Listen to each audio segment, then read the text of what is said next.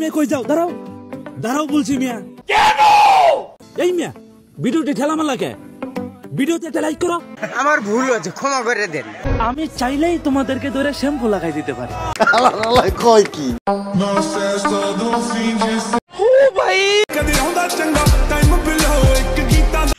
নামাজ পড়েন। হ্যালো হর্ষব ভাই ব্রাদার, কি অবস্থা সবার, কেমন আছেন? আসেননি সবাই বালাবরা? তো গতকালকে হঠাৎ করে আমার চোখের সামনে একটা ভিডিও আসছে আমাদের দেশের গণ্যমান্য জঘন্যতম একজন টিকটকার, যাকে আমরা সবাই চিনি, শ্যাম্পু হুজুর। আমি চাইলেই তোমাদেরকে ধরে শ্যাম্পু লাগাই দিতে পারি। সে নাকি টিকটকের থেকে বিদায় নিয়ে যাবে। তো আসলে সে টিকটকের থেকে বিদায় নিয়ে যাবে কেন রে ভাই? তুই এত কিছু করছিস, তুই এত কিছু আমাদেরকে দেখাচ্ছিস, কত ধরনের ফাজলামি করলে, কত কিছু করলে, তুই এখন আমাদেরকে এত কিছু দেখানোর পরে তুই টিকটকের থেকে বিদায় নিয়ে যাবি? ওই যে আমার চেহারা দেখতেছে, আমার চেহারা দেখিয়ে আছে। সেটা কি ভাই আসলে কোনোভাবে মানতে পারে? সে এত কিছু করেছে, এত ফাজলামি করেছে, এত বন্ডামি করেছে, টুপি পাঞ্জাবি লাগায় সে আলিমুল আমাদের মান ইজ্জত কতটাই বা নষ্ট করেছে, কিন্তু সে এখন এসে বলতেছে সে নাকি টিকটকের থেকে বিদায় নিয়ে যাবে। কিন্তু লাগাই না কেন জানো?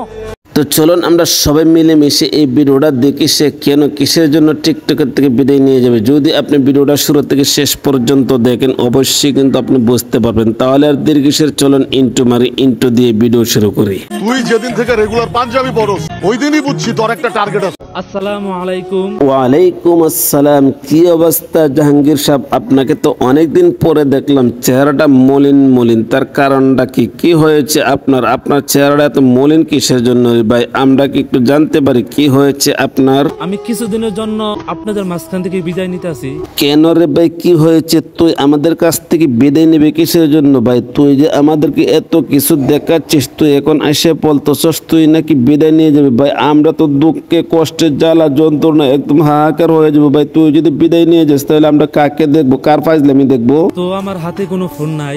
ও সেই কথা, হাতে কোনো ফোন নাই? কেন রে ভাই, হাতের ফোন কি হয়েছে? হাতের ফোন কি বিক্রি করে দিয়েছো নাকি? আমার তো মনে হয় সম্ভবত তোমার হাতের ফোনটা বিক্রি করে দিয়েছো। বুঝতে হবে।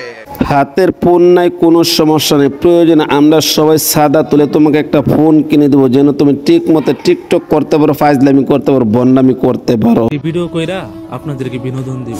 বাইরে ভাই, তুই আমাদেরকে যে বিনোদন দিয়েছিস, তুই আমাদেরকে যেসব ধরনের বিনোদন দেখিয়েছিস, তুই আমাদেরকে এরকম বিনোদন দিয়েছিস, আর তোর বিনোদন দেখার পর আলমন আমাদের মান ইজ্জত পুরোটাই তুই নষ্ট করে দিয়েছিস। তোর এরকম বিনোদনের ভাই আমাদের কোনো দরকার নাই, যে বিনোদনে আলমন আমাদের মান ইজ্জত নষ্ট হবে। তুই তোমার বিনোদন দিতে দিতে তুই লঙ্গি করলে মাথাত বান্ধা লাইছস।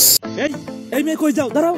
আর তুই যেসব ধরনের বিনোদন আমাদেরকে দেখিয়েছিস, একজন আলেম হিসাবে কখনো কোনো সময় এসব ধরনের কাজ করে না। আলেমরা হচ্ছে সব মানে মানুষ, আলেমরা হচ্ছে মাতার তাস, তাদেরকে আমরা মাথায় রাখি। কিন্তু ভাই তুই যেসব ধরনের বিনোদন আমাদেরকে দেখিয়েছিস, তোকে যদি আমি হাতে না গেলে পাইতাম, গালে মাঝে সরাইতাম।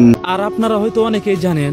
হ্যাঁ ভাই, আমরা অনেক কিছু জানি তোমার ব্যাপারে, আমরা এত কিছু জানি, জানার পর আমরা কোনো কিছু বলি না, কারণ তুমি একজন আলেম মানুষ। কিন্তু তুমি আলেম হওয়ার পরও যখন তোমার নিজের ইজ্জতটা তুমি ঠিক রাখতে পার না, তাহলে আর তোমাদেরকে আমরা কিভাবে আলেম বলি? তোমাদের মতন কিছু কিছু বন্ড আছে, যে বন্ডগুলো আইসা টিকটকের মধ্যে আলেমুল্লাহদের ইজ্জতটা পুরোটাই নষ্ট করে দিয়েছে। যে টিকটক থেকে কোনো টাকা পয়সা ইনকাম করা যায় না। ও সেই কথা, টিকটকের থেকে কোনো ধরনের টাকা দেয় না, টিকটকের থেকে কোনো ধরনের ইনকাম করা যায় না। তাহলে ভাই তুই এত ফাজলামি করলে কিসের জন্য? টিকটকের থেকে কোনো ধরনের টাকা আর্ন করা যায় না, টিকটকের থেকে টাকা ইনকাম করা যায় না। তারপরে তুই যেসব ধরনের ফাজলামি করছিস, আমি তো মনে করছিলাম তুই মনে হয় টিকটকের থেকে কোটি কোটি টাকা ইনকাম করেছিস,